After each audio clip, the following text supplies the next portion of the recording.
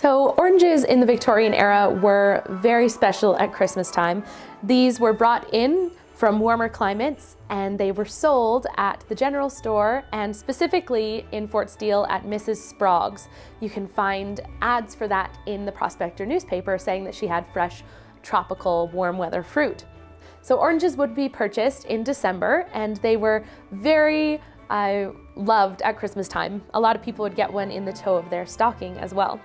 Today we're going to cut them up into slices and then dry them. We'll put a ribbon through it and hang them onto the tree. So you want to do quite thin slices. This is far too small of a knife to do this, but that's all right.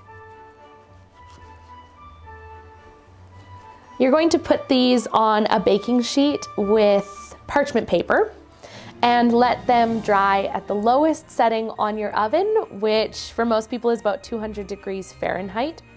And you let them dry until, well, they're dry. It could take 5 hours, it could take 3 or 9, depending on your oven. So you'll end up with orange slices, and that's what you're going to put on your baking tray, put those into the oven, and we'll come back in a little bit once they are dry. My stove does not have a regulated temperature, so to ensure that it remains at the lowest setting possible, I've actually closed the oven. So the heat is not circulating the oven, but it's just coming from the side. I've also made sure to prop my door open to let any steam from the juice of the orange escape.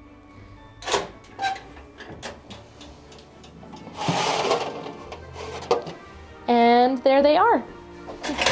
These are nicely dried. We're going to take them over to the table and hang a ribbon on them, and then they can go on the tree and light will shine through them really nicely.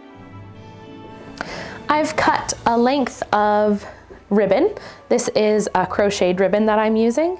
And I'm going to take my paintbrush and I'm going to poke a hole through the center. Most oranges will have a hole already where the sections meet together, but just use the paintbrush to make the hole a little bit bigger. And then using a darning needle or just your fingers, we're going to put the ribbon through the hole, trying to be gentle not to break the orange. And tie this into a knot. And that's what's going to go onto your Christmas tree, just like that. You can also poke a hole closer to the top of the orange, but I found that they were a little too fragile to do that. So right through the middle still makes it a lovely ornament and it will hang nicely on your tree.